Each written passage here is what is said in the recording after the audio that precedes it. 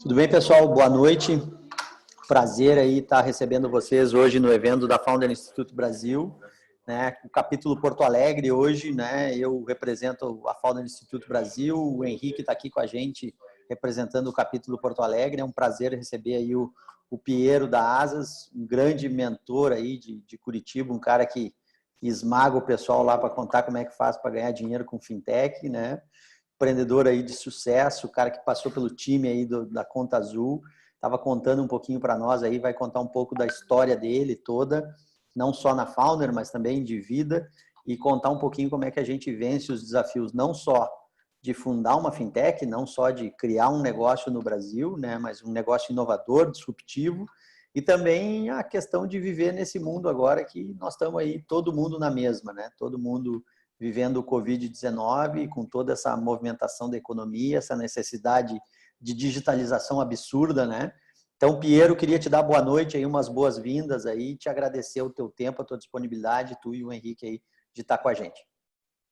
Boa noite, eu que agradeço, eu gosto muito aí de ajudar o Founder Institute, acho que é uma iniciativa que com certeza ajuda muito o ecossistema brasileiro, né? Que a gente precisa aí desesperadamente que se criem muitas coisas nesse país, então o prazer é todo meu, então obrigado pela oportunidade, como sempre.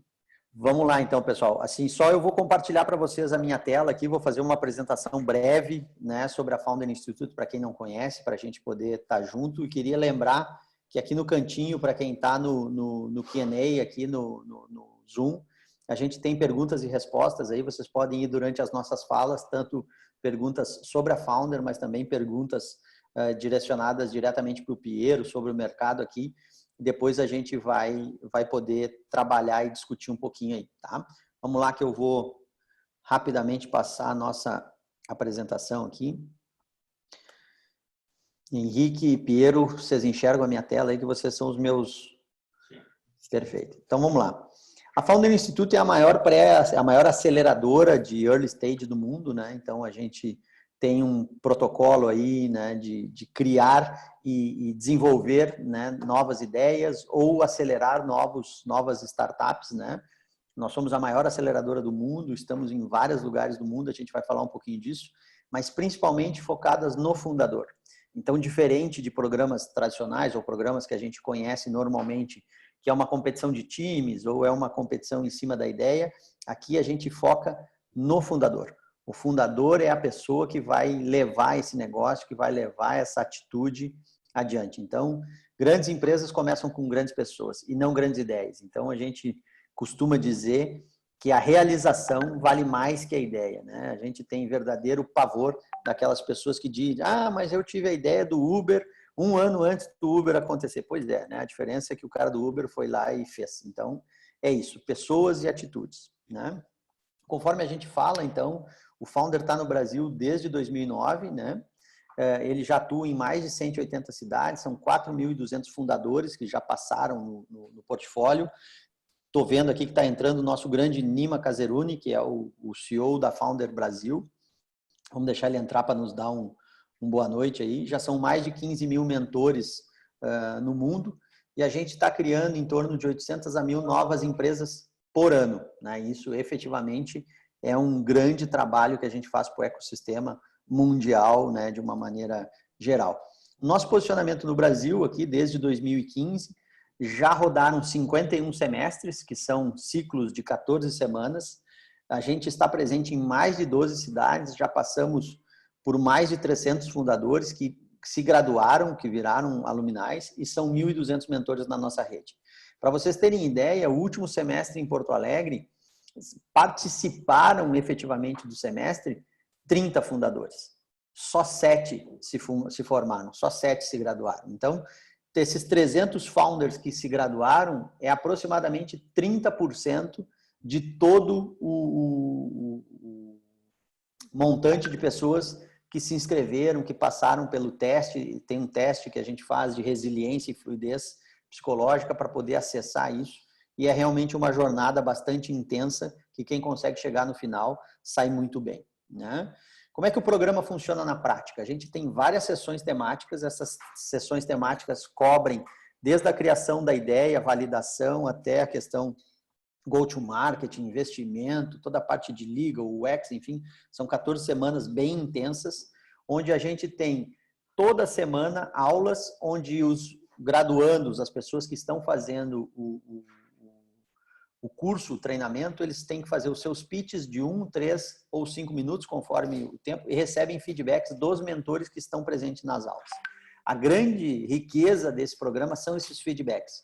Feedbacks duros, firmes, feitos por mentores e por pessoas que estão no mercado, né? A nossa rede é realmente de pessoas que têm sucesso. Então, está aqui o Piero, por exemplo, que é um grande mentor, mas muito mais que um grande mentor, ele é um grande empreendedor. Então, é uma rede de pessoas que sabem o que estão falando, né?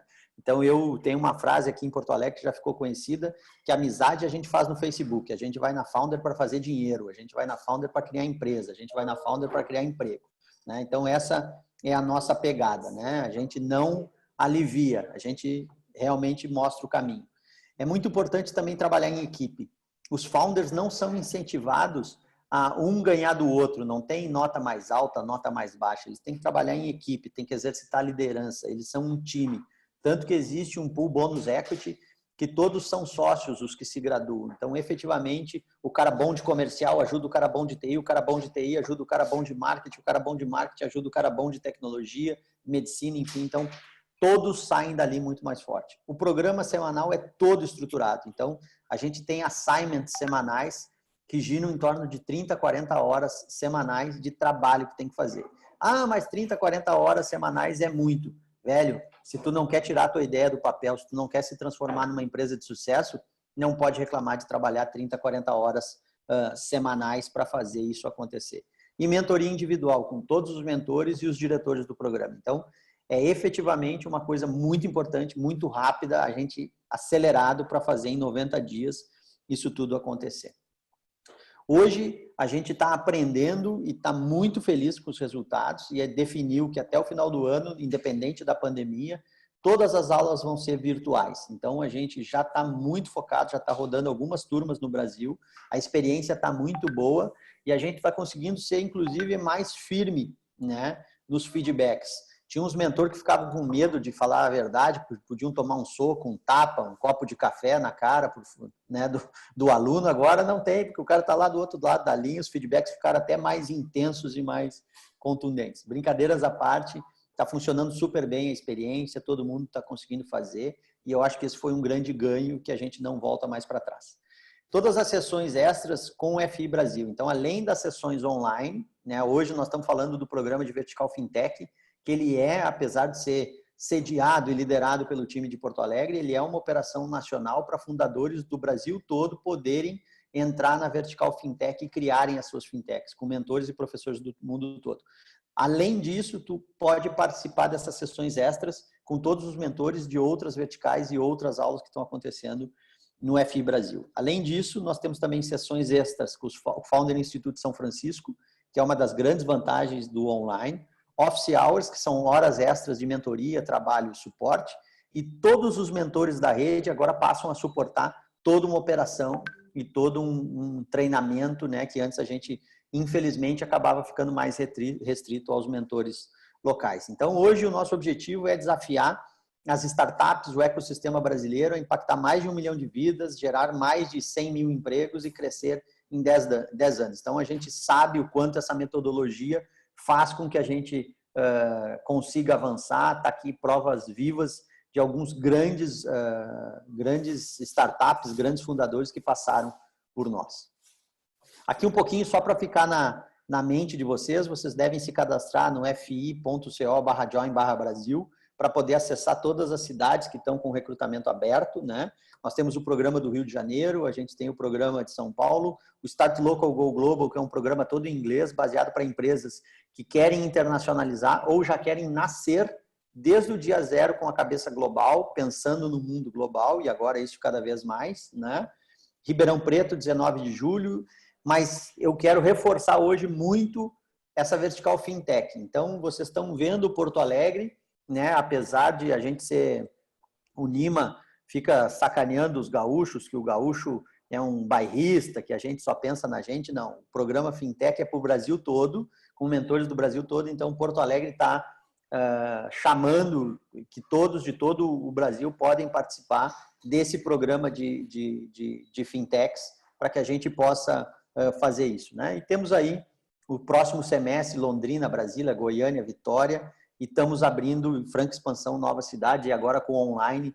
A interiorização do programa é uma coisa muito forte, muito abrangente, né? Aqui um pouquinho, então, para quem quiser entrar especificamente no Start Local Go Global, que é um acesso separado, então é o mesmo fi.co/join Start Local, Start Global, para que a gente comece a pensar e planejar empresas desde o dia zero internacionais. Depois a gente vai perguntar aí para o Piero como é que tá os planos de expansão dele aí por esse mundo afora, né? Como é que a gente vai vender em países que não sabem o que é emitir boleto, né? Depois guarda essa para depois, Piero, né? Uma coisa que nos enche de orgulho é realmente as bolsas, né? A gente consegue também disponibilizar, esse é um programa pago, é um programa que a gente conseguiu aqui latino-americanos fazer uma vitória aí junto ao global, que a gente tem um programa parcelado, né? Então a gente consegue parcelar o pagamento, mas ele é um programa pago, mas a gente tem a nossa responsabilidade social de disponibilizar principalmente bolsas para mulheres, bolsas para o Startup Weekend, para apoiar o Space Apps Challenge, que agora, dia 30 e 31 de maio, nós estamos fazendo a edição especial do Space Apps Covid-19 Challenge, um evento completamente gratuito, e os 10 melhores classificados vão ganhar bolsas do Space Apps. Também tecnologias além fronteira, né? Como a gente pensa em tecnologia espacial, tecnologia para colonização do oceano, enfim, uma série de itens. E agora uma bolsa muito forte que veio também nos alertar com essa questão toda do Covid, que é para a saúde pública, né? Como é que a gente pode criar essas startups que vão mudar o mundo da saúde, né? Estamos criando aí também um movimento de talentos para um novo futuro. A gente está, por um lado, tendo empresas que estão crescendo, outras que estão passando por dificuldade. Como é que a gente cria, conecta e junta todo mundo para que a gente não só crie novas vagas, mas mantenha novas vagas, né? Mantenha vagas antigas e as pessoas todas conectadas. Aqui um pouco dos nossos parceiros, né? Então, a Júpiter, que é um parceiro muito forte de Venture Partner, de investimento, de startups, apoia. Até o Bruno, um dos diretores da Júpiter, é conselheiro da Asas, né? E faz parte desse mercado de investimento em Curitiba. As iniciativas especiais do NASA Space Apps, do Start Local Go Global, o World Trade Center, que é um grande parceiro que traz essa questão toda de conexão, network, embaixada dos Estados Unidos, a linha de empreendedorismo da Grã-Bretanha, parceiros de investimento, a LAS, a Gear Ventures, a Bossa Nova, e também parceiros de ecossistema, como a CAT, Inovativa Brasil, Instituto Legado, que fazem o ecossistema ser maior e ser mais forte e cada vez mais atuante. Vamos lá. Também uma coisa bem importante, né, diferente do que o pessoal fazia antes. Vamos pensar no advogado depois de contratar o contador, que é obrigatório, né?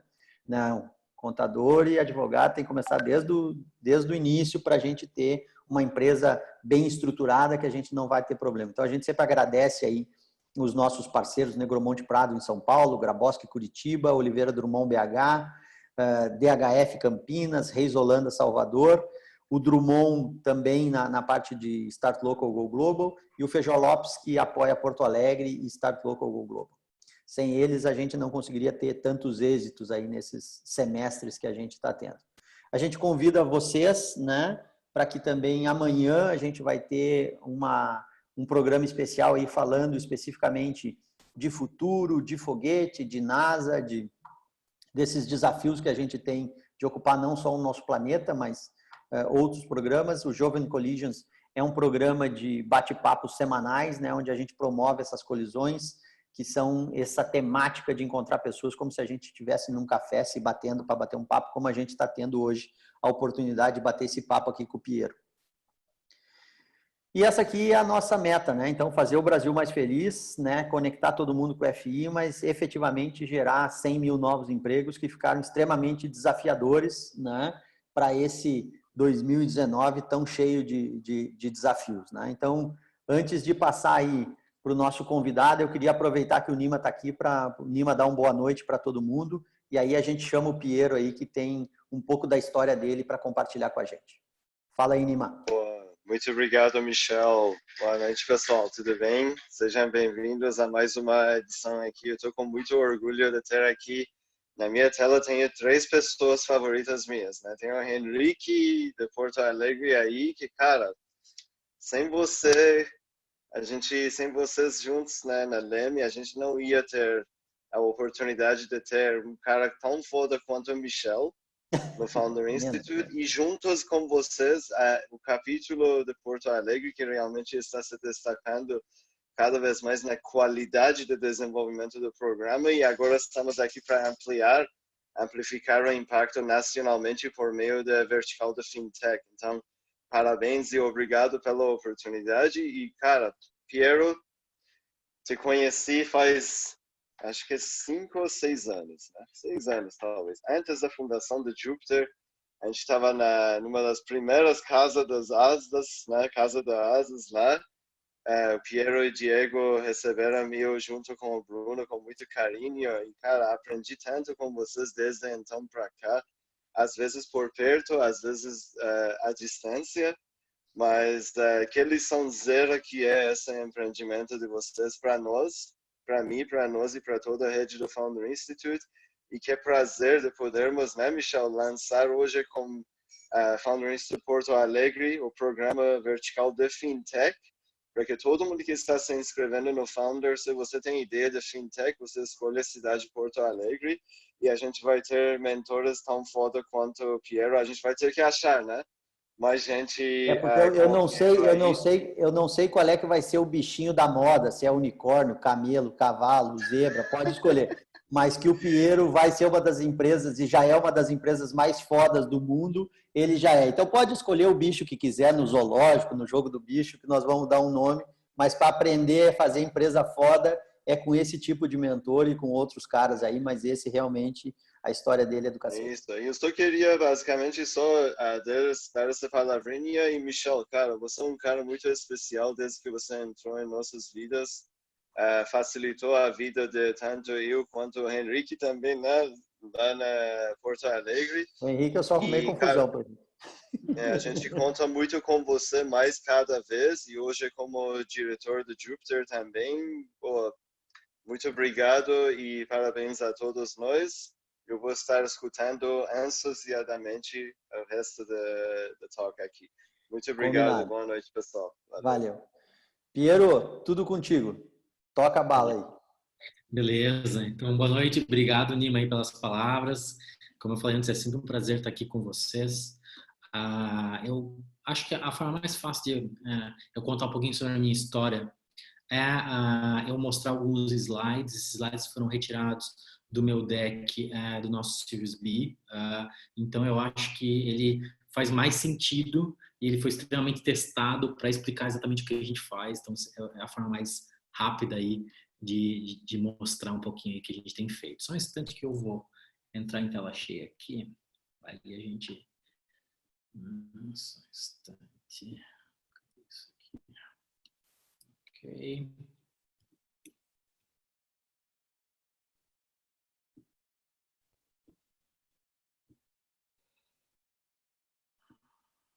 Compartilhar tela.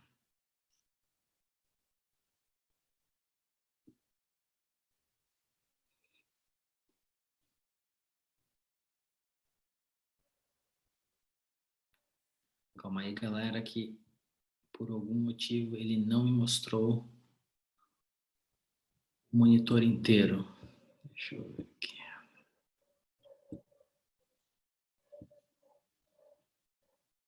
Ok, vamos ver se agora vai.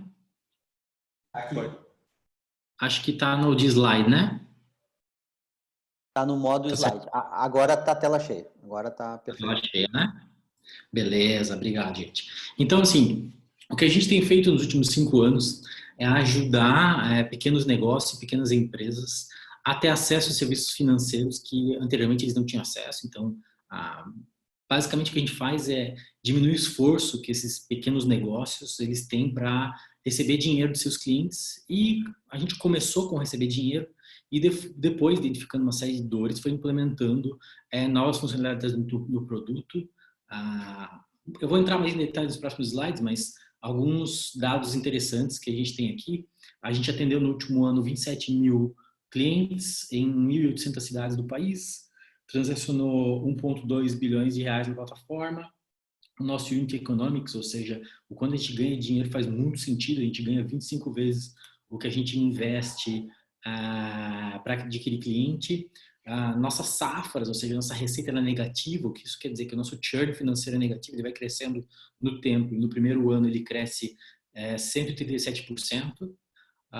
E o nosso maior canal de aquisição hoje é a indicação. Então, as pessoas gostam tanto do produto que acabam indicando para os seus amigos e seus conhecidos o nosso produto.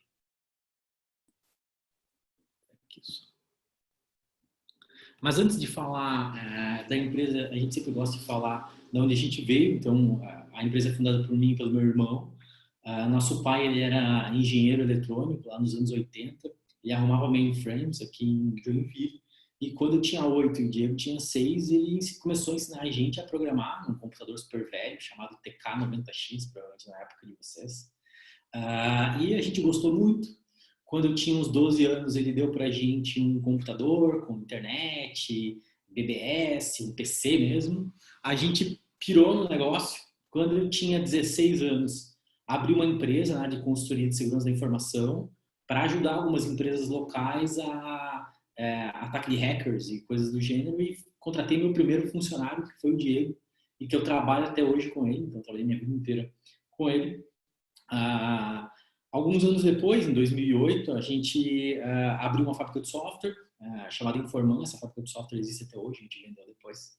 Na fábrica de software, a gente teve uma ideia que a gente ia construir alguns produtos web. Isso foi em 2009. Produtos web, na época, eram bem novos e não funcionavam muito bem. No Brasil, existiam 2 ou 3, que eu consigo lembrar. A gente começou um primeiro teste com um RP. Nesse RP, depois de um pivô, ele se tornou a Conta Azul, que foi um spin-out. Ainda dentro da Informan, a gente ajudou outras empresas. Então, por causa do meu trabalho na Informan, eu acabei me tornando sócio de uma outra fintech bem bacana, que é o Guia Bolso. Então, toda a parte de tecnologia de conexão com bancos, a gente foi contratado para fazer e criou na época. Ainda na Informan, a gente fez um spin-out, vendeu a Informan e fez o spin-out do Asas, e começamos a captar recursos. Então, o Bruno entrou no nosso seed. Então, foi na nossa segunda rodada da nossa vida. O Bruno entrou aí pela Scala. Alguns dos nossos board members, então, a gente tem gente que conhece do mercado. Isso também é uma dica interessante. Sempre tem gente que entende muito do que você tenta fazer. Então, são pessoas que nos ajudam todo dia. O que o Asas faz em mais detalhes, assim, basicamente a abstração que a gente gosta de criar para o nosso cliente é que a gente é como se fosse uma secretária high-tech desse cara, que a gente automatiza várias horas de trabalho do dia a dia desse cara. Então, o primeiro grande trabalho que esse cara tem é receber grana. Então, a nossa camada de comunicação por uma série de canais, por e-mail, por SMS, por carta impressa, por voz, ajuda o cara a não gastar tempo com receber dinheiro. Então, somente nos canais digitais, a gente diminui 56% a inadimplência, e pelo canal de voz, por robô, obviamente, outros 28%. Além disso, a gente também suporta que o pagador, que é o cliente, nosso cliente, possa pagar de qualquer forma disponível na federação, e a gente ajuda ele ainda em outras coisas que são chatas do dia a dia. Pagar conta, emitir nota fiscal, ter um pré-pago para gerenciar suas despesas, e se o pagador não pagar, mandar para a recuperação, que é uma empresa de cobrança, mandar para a Serasa e tudo mais. Então, estudamos um NPS de produto de 65, que é a diferença do NPS de atendimento. Nosso NPS de atendimento atual é nos 96. O padrão de comportamento de um cliente é bem interessante. Aquilo que eu falei para você sobre o churn financeiro ser negativo é representado aqui. Então, o cara, quando ele começa a usar o Asas, ele recebe, na média, de R$2.000 por mês como empresa. Então, entendo que é um negócio muito pequenininho e que realmente está começando, né? Nos primeiros 6 meses, a gente entende que esse cara, ele move tudo que ele tem de dinheiro para movimentar pela gente, E nos próximos 6 meses, como o negócio dele fica organizado, vira um negócio de verdade, ele passa a crescer como business. Então, o volume transacionado cresce 4 vezes nos primeiros 12 meses em que ele está com a gente. Um pouco sobre o cenário competitivo, então a gente entende que a gente tem competidores de todos os lados, desde bancos, meios de pagamento, adquirentes e tudo mais. A diferença, a nossa grande diferença, é que a gente usa a nossa ideia principal é automatizar várias horas de trabalho desse cara, ao contrário da maior parte dos nossos competidores que focam em transacionar, simplesmente efetuar a transação e deixar o cara fazer o trabalho dele e, enfim, não tirar horas do dia a dia do trabalho desse cara. Mais em detalhes sobre o nosso cenário competitivo, então, esses são os caras que a gente enxerga aí no dia a dia. A gente tem uma diferença bem grande, nós e o PagSeguro somos os únicos que aceitam informais, então a gente aceita gente que não tem uma empresa formalizada ainda, com a diferença que o PagSeguro usa aquele modelo tradicional, que ele tenta vender a maquininha, pedir um monte de documento na frente, enquanto a nossa ferramenta é gratuita e o cara sai utilizando sem problema nenhum. A gente gosta de fazer uma analogia interessante sobre o que a gente faz, com o Starbucks. Todo mundo acha que o Starbucks vende café, né? Mas na realidade o que ele faz é alugar espaço para você trabalhar ou descansar e cobrar pelo café. A gente faz exatamente a mesma coisa. O que a gente faz de verdade é automatizar tarefas burocráticas e enfadonhas do dia a dia do cara e cobrar por pagamentos. Então essa é a grande diferença do que a gente faz. E também uma das coisas que poucas empresas do gênero fazem é a antecipação de recebíveis de boletos bancários. Então a gente tem uma estrutura separada de funding de FDIC que compra esses recebíveis e dá crédito para o cara que ele não teria acesso de outra forma. Um pouquinho da jornada do cara, então basicamente a tese do Asas é ir acompanhando o cara à medida que ele cresce. Quando ele tem lá o negócio dele, primeiro ele precisa de boletos bancários, cartão pré-pago, depois que ele abre a MEI, ele começa a ter mais algumas necessidades. Quando ele vira uma microempresa, ele precisa de uma API, ele precisa de antecipação de recebíveis. Então a tese toda é ir criando e melhorando as funcionalidades para ir acompanhando a jornada do cara desde o momento que ele decide abrir um negócio. Aqui um pouco sobre o nosso histórico, começamos lá em 2014, somente com boletos bancários. Cada ano a gente foi adicionando mais coisas na plataforma, então a gente foi criando novas funcionalidades de acordo com a necessidade do usuário, tudo com teste AB, com ciência de dados, até o momento em que, atualmente, a gente está trabalhando em, de fato, substituir por completo o banco para esse cara e toda a parte de automação de back-office dele por tabela. Um pouco de números de futuro, então esse ano passado a gente movimentou 1,2 bilhões, esse ano a gente vai movimentar 2,4 bi. Em 2024 a intenção é estar movimentando algo em torno de 35 bilhões de reais por ano. Quantidade de clientes, então ano passado a gente fechou muito próximo aí de 18 mil clientes, esse ano a gente deve cruzar os 40 mil clientes ativos. Lá em 2024 a intenção é estar cruzando 500 mil de clientes ativos no mês, desculpa. Sobre a pizza distribuição, isso aqui é um comportamento bem interessante dos nossos clientes. 44% sequer tem uma empresa aberta, 25% são MEIs, 25% são limitadas, 6% são outros tipos de empresa. Eu falo de associações, ONGs, autarquias federais, SAs e todo tipo de negócio que queira utilizar o nosso produto. Mais de 1.000 tipos diferentes de negócios usam a gente, desde comércio até empresa de construção. Não existe um padrão muito claro, mas desde que a pessoa entenda como o produto funciona, ela pode ser utilizada. Sobre o tamanho de mercado, esse ano a gente vai ter 0,12% do mercado. Aqui esse mercado, 34 milhões, era a nossa estimativa. O Guedes, numa das lives, já falou que está em 38 milhões. Então, na realidade, o market share é um pouco maior do que a gente tinha estimado para lá em 2024. Se tudo der certo, a gente chegar a 1,5% do market share, que é muito grande, né? Então, já conversando a respeito de internacionalização, um dos nossos desafios de por que internacionalizar é ter um mercado desse tão grande para explorar no país.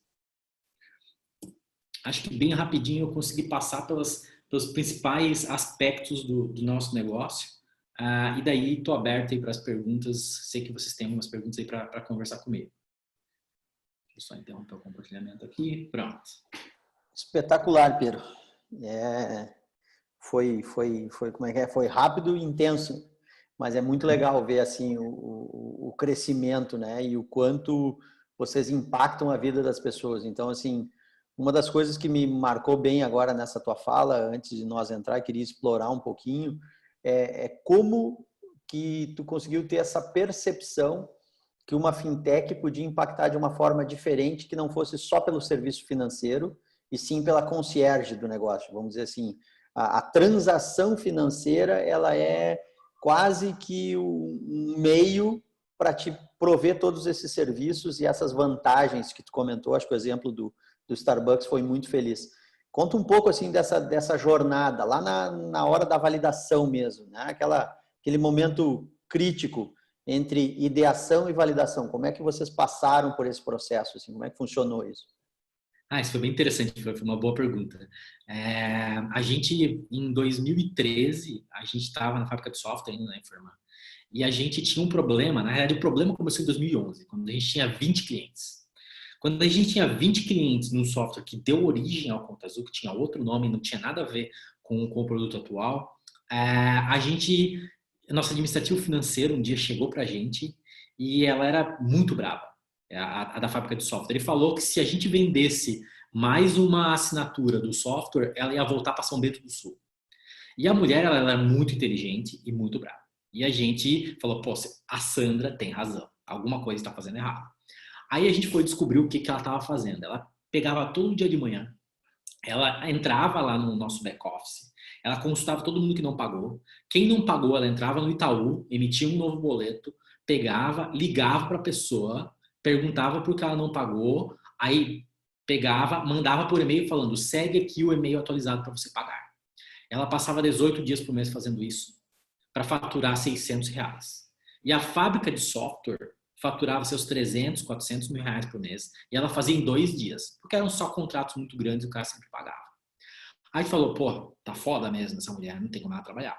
Aí a gente criou um software, e até é engraçado, porque o Asas é esquisito por causa disso, Automated Software as a Service.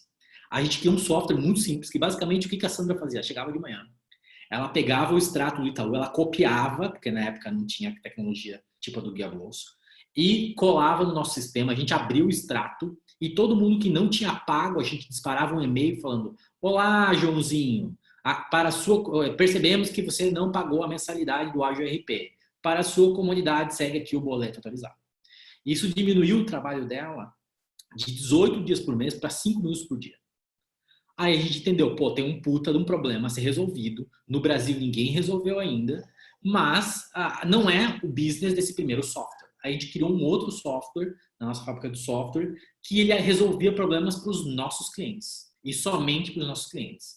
Só que o Asas, originalmente, foi criado de programadores para programadores. Era um negócio altamente técnico, muito similar ao que o Stripe é nos Estados Unidos. Aí, quando a gente foi criar a unidade de negócio para explorar o Asas efetivamente, lá em 2013, antes de ser uma empresa, a gente testou a hipótese de vender para empresas de software. A gente passou 6 meses tentando vender para esses caras. Em 6 meses, a gente vendeu para 3 empresas. E essas 3 empresas tinham nos custado, cada uma, só de custo de aquisição, mais de 5 mil reais. E esses caras que se diziam os caras que eram gigantes, na realidade estavam transacionando 100 reais por mês, 200 reais por mês. Porque o cara sempre chega, né? A planilha aceita tudo. O cara vai fazer uma planilha dizendo que vai vender 100 mil contos nos primeiros 30 dias e faz um orçamento com a gente dizendo que vai vender 100 mil contos. Ele vende 10. Sabe como é que é, né? Aí a gente pegou e, como a gente sempre foi muito focado em entender o problema, a gente começou a abrir o webchat no nosso website, começou a chamar a gente pelo Google AdWords para ver o produto, e um dia chegou um encanador. O encanador foi o cara que mudou a minha vida. Porque o encanador, ele não sabia, ele não conseguia escrever nem com ponto, nem com vírgula, tudo em caixa alta. Ele entrou no webchat, né, porque eu respondi o webchat, porque eu estava querendo entender por que ninguém comprava meu produto. E ele, na caixa alta, digitou algo mais ou menos assim, ó. Eu tenho 200 clientes, onde eu baixo o Waze para mandar 200 boletas. Aí a gente olhou para esse cara e falou, pô, esse cara ele tem 200 clientes. Eu tô há 6 meses me matando com essas 3 startups e elas não têm o movimento desse cara. Só que esse cidadão não consegue usar o Asas, porque ele não sabe programar, ele não sabe escrever, não sabe nada, e ele precisa usar o Asas. O que a gente fez? A gente pegou e facilitou a vida dele. A gente ligou para ele e usou a nossa carteira. Na época, usava a carteira do cara, o cara tinha que importar os arquivos, era um negócio mega complexo. A gente usou a nossa carteira do banco, E a gente ajudou o cara a receber esses 200 boletos no dia seguinte. E ele recebeu os 200 boletos e a gente faturou nesse dia mais do que a gente faturou nos últimos 6 meses. Aí a gente entendeu. Achamos o mercado, o nosso produto é um lixo. Jogamos fora o produto, não fizemos nem na mesma linguagem de programação. O Asas original era feito em JBoss. O Asas atual é feito em Groovy, que é uma subset da linguagem Java.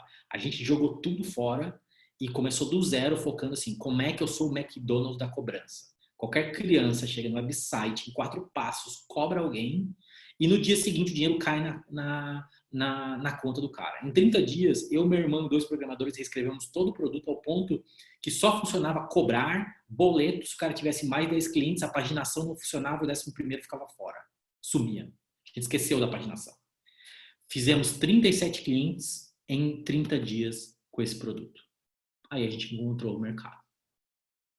E é uma coisa interessante, né? Porque tu falou várias coisas, mas assim, principalmente que o nosso problema, ele é um indicativo, mas o Product Market Fit, né? Aquela coisa específica que a gente vai achar que é a solução do problema de muita gente, não pode ter o nosso viés, né? O como é importante tu ficar nessa constante validação, escutando o mercado, falando com as pessoas e entendendo e validando, porque às vezes a gente sobe no nosso pedestal de idealizador de alguma ideia, se apaixona por aquela ideia e não bota fora, né? Se apega e não bota fora, né? Até tem uma pergunta aqui do Daniel Caria, né? Falando de MVP, né? Qual é o melhor caminho para montar o MVP de uma fintech? E daí ele comenta, né? Taxas altas de regulação, do setor de processos burocráticos, mas às vezes, né? A fintech não é especificamente substituir o banco, mas é resolver um problema financeiro do cara, um problema de entrar o dinheiro, um problema de vender, né? Então eu queria que tu abordasse essas 2 percepções, o quanto a gente torna isso tão lúdico, fintech, vou ser o banco digital, vou ser o Uber dos bancos, vou ser o Nubank, né? Vou destruir esses imperialistas, né, chamados bancos, e o quanto às vezes a fintech é realmente uma tecnologia financeira que não necessariamente é uma transação ou é algo regulado, mas é algo que entregue valor, né? Muito bom, muito bom. Primeiro que, assim, é interessante esse negócio de vou destruir os bancos, né?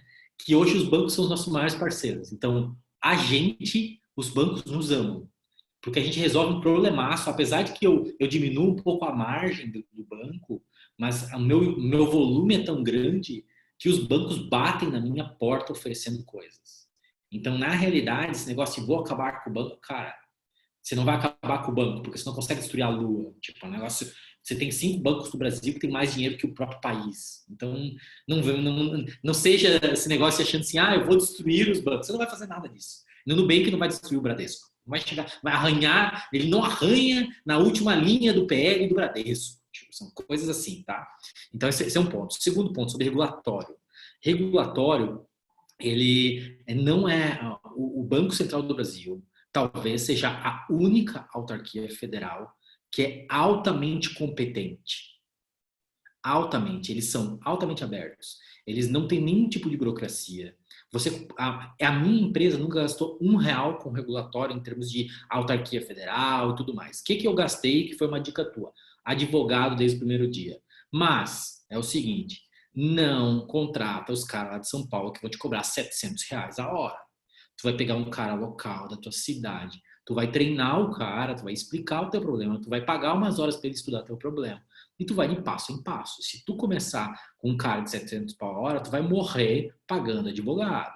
Então, assim, o ponto é entender o teu problema. Outra coisa, se você vai fundar o seu negócio, você tem que ler a regulamentação do seu negócio. Sei que é difícil, que a linguagem é ruim, não sei o que lá, mas se tu não lê, qualquer pessoa te faz de trouxa. Então, a primeira coisa que eu fiz foi ler o negócio inteiro. É um monte de juridiquês. Mas depois que eu li, hoje eu tenho gente que vem me visitar, advogado, que vem me perguntar como é que faz tal coisa. Então, assim, você tem que entender do seu negócio. Existe esse mito que o regulatório é muito, muito caro e tal. Não, só tem uma situação no Brasil hoje que tu vai gastar para abrir um negócio, uma fintech, que é abrir uma SCD, que tu precisa depositar uma grana no Banco Central. É a única situação, é muito específica, mas tu não precisa de uma SCD. Tu tem formas de fazer sem precisar de uma licença de SCD o mesmo serviço. Tu pode ser um correspondente bancário, tu pode vender, tu pode ser um originador para um cara que é um banco, então tu tem como fazer sem precisar desse negócio. Deixa eu só te pedir uma gentileza, porque a gente não sabe exatamente qual é o público que está aqui. Dá uma pitadinha o que é uma SCD só para o pessoal pegar lógico. SCD é uma sociedade de crédito direto, então é como se fosse um banco sem um banco. A principal diferença, a diferença entre um SCD e um banco é que o banco, para pegar dinheiro, ele pode emitir uma CDB, ou seja, ele pode ir para o correntista e falar, correntista, investe em mim, eu pego essa grana e empresto para alguém. Uma SCD não, a SCD tem que emprestar do seu capital próprio, porém ela pode pegar esse direito creditório ou esse empréstimo e vender para um outro banco. Ela origina, ela pode vender, só que ela tem que ter um capital inicial um pouco maior, então você precisa ter um pouco mais de grana, mas só que você trabalha diretamente com gerar crédito, originar crédito, isso daí tu realmente tem uma necessidade de capital e é lógico que o Banco Central peça um pouco de dinheiro na frente para não ser um louco querendo emprestar dinheiro sem ter. Perfeito. Henrique, quer dar uma perguntada aí para o nosso amigo? Não, mais complementar também, porque eu sou advogado de formação e empreendedor de vocação, né? E a gente trabalha muito, não Banco Central, mas CVM aqui na lei. E vai bem nessa linha que tu colocaste, Pedro. O empreendedor ele tem que saber a legislação, tá? Tem colegas que gostam de cobrar os R$700 por hora para dizer certas coisas óbvias. A legislação do CVM lá não é nada de outro mundo, é claro. É importante que você saiba. E uma grande novidade que saiu sexta-feira até, né, que é a regulamentação do sandbox regulatório. Muitas coisas que são reguladas pela CVM agora podem ser prototipadas já no mercado. Tá? Tem um esqueminha ali da seleção, primeiro vai sair uma chamada, os editais, o pessoal apresenta os projetos e uma comissão aprova. E dentro disso vocês conseguem desenvolver novas ideias, algumas até mais disruptivas que o normal dentro desse ambiente micro-regulado específico. Tá? Mas é só uma contribuição mesmo. Show de bola. Vou mais uma aqui já misturando essa coisa, porque assim, eu gosto muito, né, que as pessoas saem fazendo software, investindo e construindo coisa e nem combinaram com os russos, né, nem falaram com o cliente ali para entender um pouco, né, e aí tem uma pergunta, né, cara, tu era dono da fábrica de software, né? Tu é o centro universal da geração de todas as startups do mundo, né? Porque todo mundo diz assim, eu tenho que ter o cara de desenvolvimento, eu tenho que, sabe, como é que eu nunca aprendi a programar? Como é que o meu negócio agora é core? Eu tenho que ter um sócio, vou entregar minha alma para o desenvolvedor, né?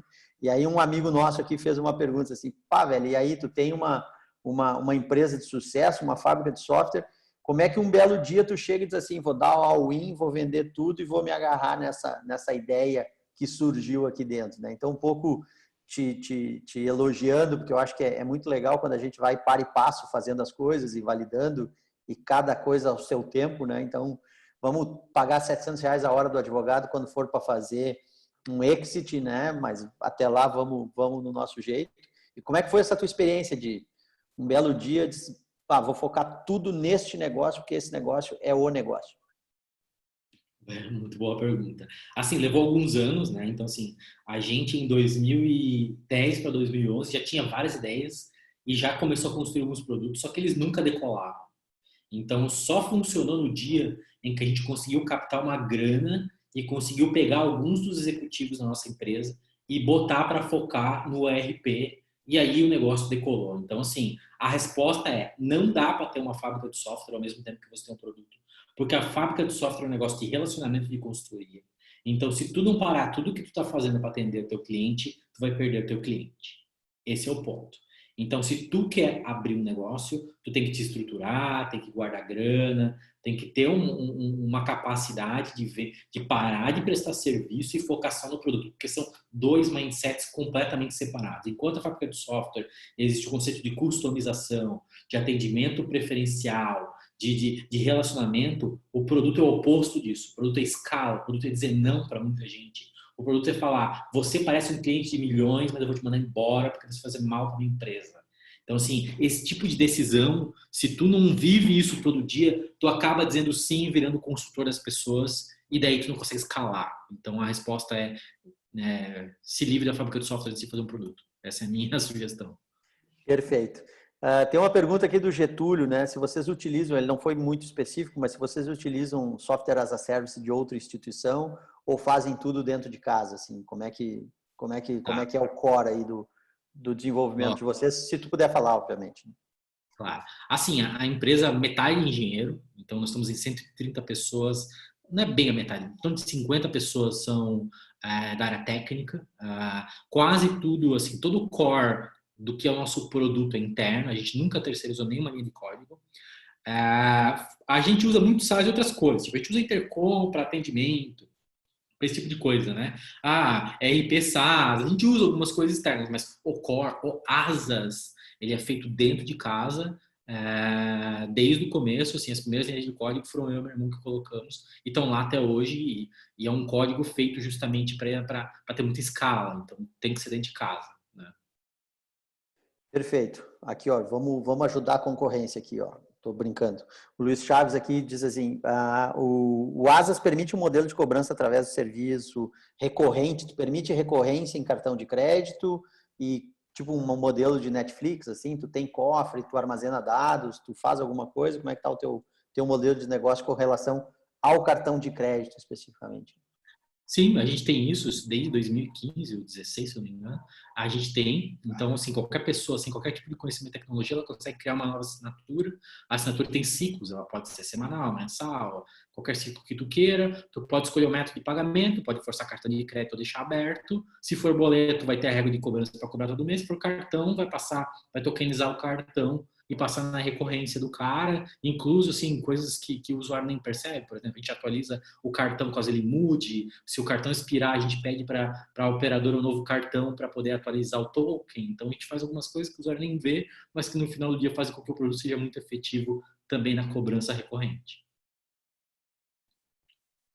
Nós estamos nos encaminhando aqui para os 10 minutos finais, assim, eu queria que tu contasse um pouquinho para nós, assim, como é que está esse momento, como é que está essa questão da pandemia, tá? Assim, como é que isso mudou e na sequência, ou antes, agora tu meio que organiza, porque chegou uma pergunta agora do Lucas, né?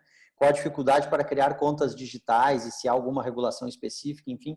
Então, tu meio que ordena, assim, para nós responder essa última pergunta do Lucas e começar a falar um pouco de tendência, um pouco de mercado, o que tu tá vendo como empreendedor quando vem um tsunami desses, assim, porque uma coisa é efetivamente quando tem lá estoura uma barragem em Brumadinho e a gente fica triste, mas o problema é em Minas, tem uma guerra não sei aonde e a gente fica triste, mas a guerra está longe.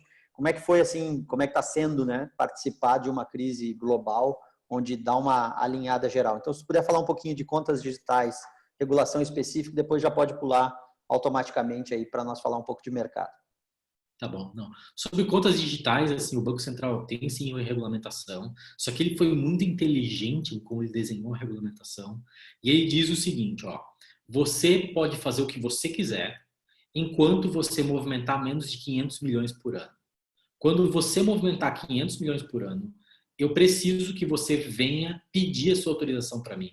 Mas enquanto eu não disser não nem sim, para todos os fins legais, você é uma instituição de pagamentos de acordo com as regras do Banco Central. Aí lá tem algumas regras específicas, tipo, por exemplo, você tem que ter no mínimo 2 milhões de capital social por arranjo que você tenha, você tem que ter sua contabilidade em lucro real para você poder contabilizar bem certinho o que é cliente e o que não é dentro do seu balanço. Então, tu tem que fazer algumas coisas para que o dinheiro do teu cliente fique muito claro no teu balancete, o que é teu, o que é do teu cliente, e que tu possa movimentar dinheiro dentro da tua estrutura sem isso parecer que é teu dinheiro. Esse é o que a regulamentação fala. Ela é muito simples, é a 3695, se não me engano, é o nome da circular. E essa circular, assim, são 4 ou 5 páginas e você consegue entender o que os caras falam. Ainda tem outras perguntas, mas eu vou seguir na ordem do Michel aqui. E é o seguinte, né, Piero? Não é minha ordem, não. Fala tu. Tu quiser, a ordem é tua. Toca a ficha aí. Não te prende. Tá bom? Sobre fraude e antecipação de recebíveis. Assim, a gente tem toda uma estrutura de Know Your Customer, de prevenção a fraudes. Então, assim, tem várias pessoas trabalhando nisso. O nosso parceiro que montou o FDIC também nos ajuda muito na parte de como analisar a originação desses recebíveis, como lidar com esse processo de prevenção à lavagem de dinheiro, fraude e tudo mais. E a gente tem diversos motores que estão sendo sempre melhorados para prever cada vez mais a fraude. Então, assim, não é só antecipação por forma de fraude, e sim toda a movimentação de dinheiro, né? Que não é só por antecipação que faz sacanagem. Deixa eu ver o que mais. Tem uma interessante que eu acho que pouca gente está acompanhando, é a questão do Pix, né? Como é que está esse lado aí? Se tu tem uma visão já meio formada sobre esse assunto. Claro, claro. Assim, ó, o Pix é fantástico. A iniciativa do Pix no Banco Central vai modernizar uma boa parte do sistema financeiro. Então, hoje o meu core é o boleto bancário. A maior parte das pessoas entendem que eu vendo boleto bancário, mas eu não vendo isso. Como eu falei para vocês, o que eu vendo é automação de processos. E um dos meus maiores desafios hoje é lidar com o boleto bancário, que é muito arcaico. Então, o que o Pix vem para resolver dois grandes problemas, né? Primeiro, ele vai arrancar do mercado esses intermediários que ganham muito e não fazem nada. Aí eu estou falando das bandeiras de cartão e dos cartões de débito. Então, um cartão de débito hoje é 60%, 70% da receita das bandeiras. Ele não dá, ninguém entra no risco de crédito, o dinheiro já está na tua conta e a cadeia morde 2% de toda essa transação. Isso não é justo. O Pix vem para acabar com esse modelo e tornar uma transação peer-to-peer de pagamento em que o dinheiro já está na conta do cara a custo de centavos ou reais. O preço final para o usuário final ainda não está bem estabelecido, mas vai ser um custo marginal em relação a isso. Primeiro problema. Segundo problema é que o boleto bancário ele é um produto bom, só que ele tem uma questão que o processo de como ele é criado, tem o registro do boleto bancário, tudo isso é muito arcaico e demora muito tempo para o dinheiro estar liberado, demora de um dia para o outro. Então o Pix vem ajudar nesse lado. Eu acho que, na minha visão, o boleto é algo que culturalmente ainda vai demorar alguns anos para o brasileiro entender que existe uma outra forma. Só para vocês terem uma ideia, tá? Isso são dados meus. 7 a cada 10 dos meus boletos são pagos numa lotérica em papel. Então, eu não acho que a velhinha que paga lá, seja lá o que for, ela vai de um dia para o outro confiar pagar um QR Code do que um código de barra que ela já pagou a vida inteira. Então, acho que o boleto é um segundo passo. A gente está vivendo um pouco disso agora, né? E a gente tem um choque, para mim foi um choque de realidade, né? A gente está nesse mercado de meios de pagamento há anos e a gente sempre olha aquele indicador 55, 60, 40 pessoas não bancarizadas no Brasil. E aí, quando dá um negócio desse, como foi a pandemia, tu vê 50 milhões de pessoas precisar de R$600 por mês e mais da metade não tem conta em banco, é que a gente toma esse choque de realidade que as pessoas ainda falta muito para chegar no digital, né? Então, é complexo isso. Então, eu acho que assim, o primeiro impacto, tu tem razão, tá? O primeiro impacto que vai acontecer do Pix é justamente acabar com esse monte de intermediário que leva dinheiro das pessoas, né? E até como um parágrafo à parte, vocês sabem que o Brasil é o único país do mundo que não existe cartão de crédito, né? Porque ninguém dá crédito para ninguém. Quem dá crédito é o lojista. O lojista paga para ter a maquininha, o portador do cartão paga para ter o cartão, o lojista aceita o meio de pagamento, só que ele recebe 30 dias depois. Ele paga para receber depois e ele paga mais ainda para receber na hora. O banco não entra com dinheiro na frente, ele só paga depois de receber e toma 2% de toda essa operação. E o varejista ainda paga toda a indústria de fraude porque o chargeback é responsabilidade dele. É dele, exatamente. O negócio mais louco do mundo. O cartão de crédito no Brasil é a coisa mais louca do mundo, que ninguém dá crédito para ninguém. O lojista no final, que, perdão o francês para as meninas, se fode. Então, assim, é uma indústria muito doida que realmente o Banco Central tem razão. Ele tem que mexer nesse negócio todo, porque senão não vai consertar. O que mais? Na pandemia, como é que tá a pandemia? Fora tá em casa, com a família, bem, tranquilo? Pandemia. Assim, o nosso negócio tem um padrão bem interessante, que a gente trabalha muito com o cara pequeno, né? E o cara pequeno, no final do dia, ele não tem a opção de parar. Então, assim, o cara que é o vidraceiro, Ele tá nem aí pro lockdown. Se alguém ligar para ele, ele vai lá fazer o vidro. O professor de inglês não parou de dar aula. Talvez ele fez aula pelo Google Hangout, mas ele não parou. Então, o que a gente percebeu? A gente percebeu, assim, em termos de dinheiro movimentado na nossa plataforma, reduziu em 15% o dinheiro movimentado. Em quantidade de transações, a mesma. O que significa? O cara, ele faturou menos como um todo, mas a quantidade de vendas que ele fazia no mês foi a mesma coisa. O impacto total em menos crescimento, não quer dizer que a gente deixou de crescer, foi de 3% em termos de receita. Tá? Em quantidade de clientes, nunca foi tão grande. Então, assim, as últimas 2 semanas, a gente teve a maior quantidade histórica de novos clientes da semana. Quantidade de documentos enviados. O nosso pessoal de fraude está trabalhando como se o amanhã não existisse. O call center está explodido. Então, na realidade, a quantidade de clientes está muito maior, mas as pessoas estão faturando menos. O que não quer dizer que isso gera um impacto direto no nosso negócio. Muito pelo contrário, nosso negócio segue aumentando a quantidade de transações por dia útil. Né? Essa é a podemos fazer uma análise que quando as coisas começarem a voltar a se encaixar, tu vai ter uma base maior daqueles caras que estão faturando 2.000 e que vai poder, num curto espaço de tempo, estar faturando 8, 9.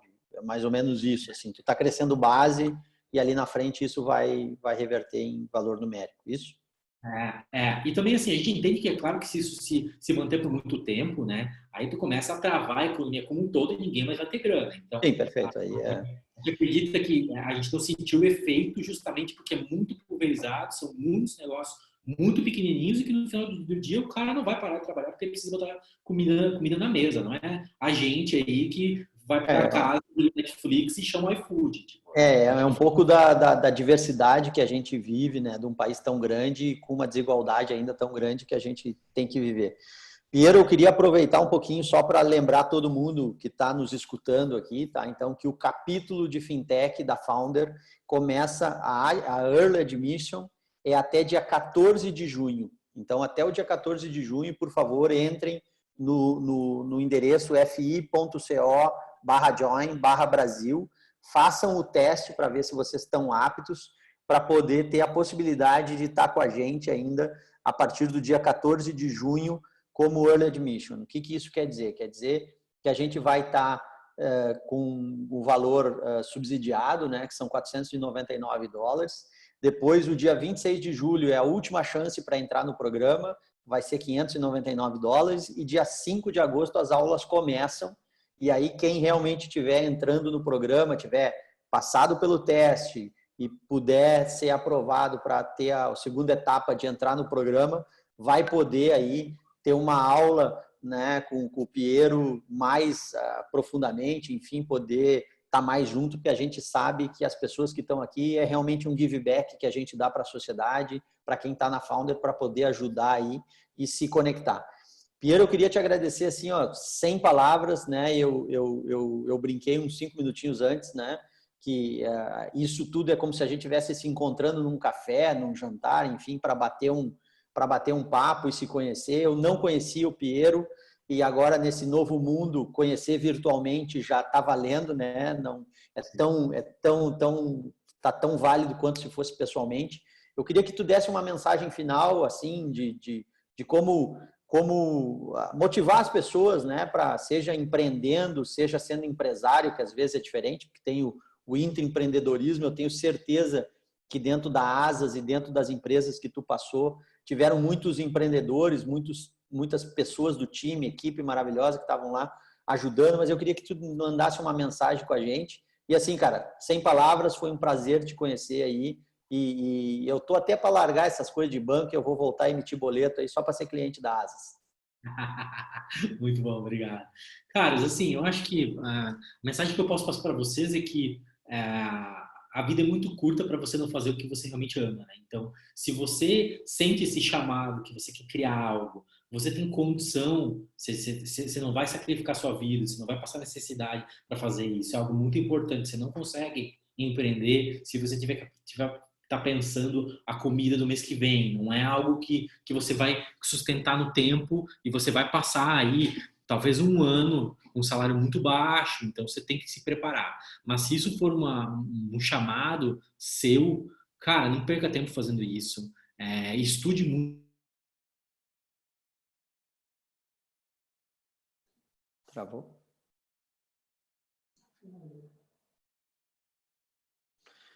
Vamos ver, não sei se travou para todo mundo. Piero? Travou aqui também. Mercado bom o suficiente. Isso assim, ó, todas as vezes que eu chego no Startup Weekend, opa. Deu uma travadinha, perdemos aí teus últimos 30 segundos. Nossa. Então, assim, se tu não pivotou o teu negócio ainda, se tu não testou o teu negócio ao ponto de estudar muito bem o que você está fazendo e entender o cliente, sabe, você tem que fazer isso, assim. Não tenha medo de trocar tudo que você está fazendo e buscar outra coisa, porque no Startup Weekend a gente aprende muito isso e todas as vezes que eu fui mentor, eu fiz muita gente pivotar para as pessoas entenderem que, cara, a tua ideia não vale nada. O que importa é o que o mercado está falando, o que o cliente está falando, e buscar o amor do teu cliente. Ele fala assim, quero pagar por isso. Então, acho que essas seriam minhas dicas. Busque o problema, né? Busque o problema e não busque a solução. Acho que cara, assim, sem palavras, né? Avisar todo mundo que vai estar disponível aí no YouTube para a gente poder revisitar. Mas com certeza 1 hora do Piero é muito, mas é pouco também, né? Então, assim, mais uma vez, obrigado Henrique, obrigado Nima, obrigado Paloma, que a nossa líder do Founder Brasil aí, que está organizando com maestria esses eventos, está dando esse ritmo no desafio online. Sem palavras, Piero.